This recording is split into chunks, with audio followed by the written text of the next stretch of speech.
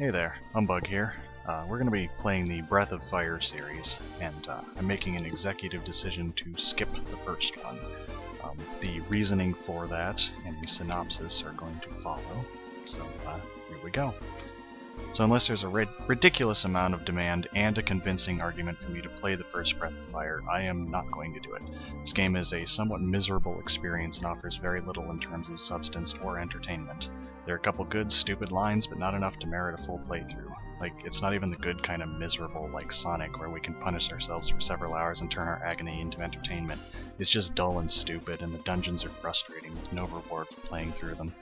There are two characters with any personality at all beyond generally enthusiastic, or none, and the story is your generic fight the evil empire tripe, except that it doesn't even know when to end. I say this having played the game at least twice, maybe 3 times as a kid, because I didn't know better at the time. If you need proof of this, look up gameplay of Moat's Dungeon. It's a rotating maze in a black space with no real landmarks. It's frustrating enough as it is, but it might be interesting if it also didn't have a bunch of random encounters.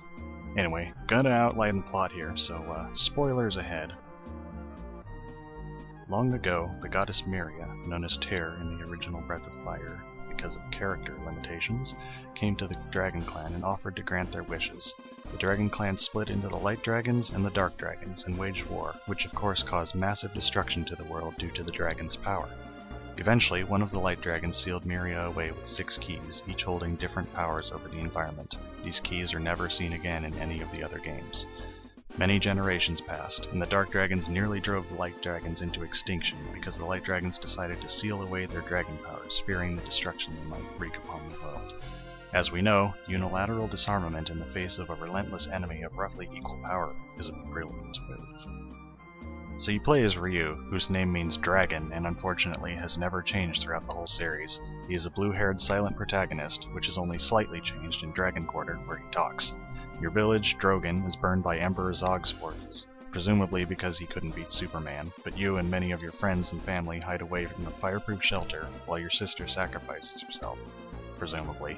She shows up later, brainwashed, and you have to kill her, whatever. She's not important to the rest of the series, other than that she looks an awful lot like the protagonist of BOF2's mother. Most of the game is a slog for those keys I mentioned before. Seriously, that's like most of the plot and gameplay.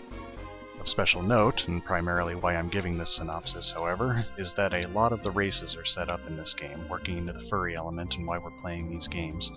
The Forest Clan is a race of wolf people, usually associated with the wilderness. There's a character named Bo in Breath of Fire 1, and character named Bo is about the extent of his personality. There are other, more canid and vulpine people known as the Grassrunner Clan, but they don't show up till Breath of Fire 2.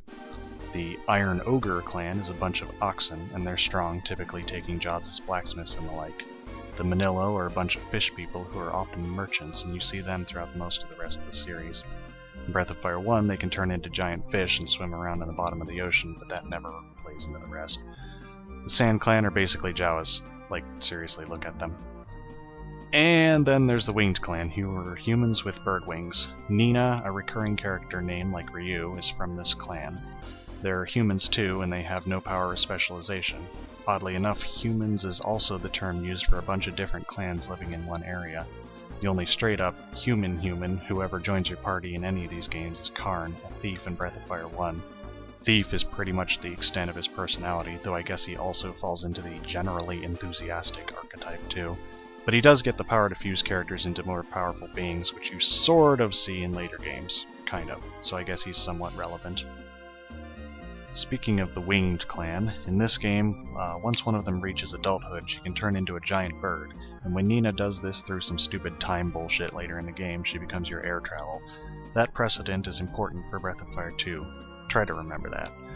Another important character is Bleu, later known as Daze, who is an extremely powerful immortal sorceress. In BOF 1, she's just kind of goofy and young, and she doesn't really have a full grasp on her power, but she's very important in some later Breath of Fire games, and is someone to take much more seriously. She's also one of the 2, reasonably decent characters, the other being Gobi and Manillo. Anyway, you get all the keys, you beat Zog, and then Zog's number 1, Jade, releases Myria. So you beat up Jade and visit Myria. She offers to grant your wishes, and you can have her heal you. It's kind of revealed that she wanted to get the dragons going against each other. If you say no a couple of times, you fight her, and she's just a crying girl. So you beat her up, naturally. The end. Well, okay, that's not quite right. That's one of the endings, which actually sets a precedent for all the games but Dragon Quarter, and maybe the mobile one. I don't know jack shit about that game. So the ending where you beat her up is just, it's boring, and your characters say they're going to go help people rebuild towns and stuff. And then Maria shows up and says she hasn't done anything wrong. Great, whatever. So the better ending is you go and get a dragon power that's hidden away.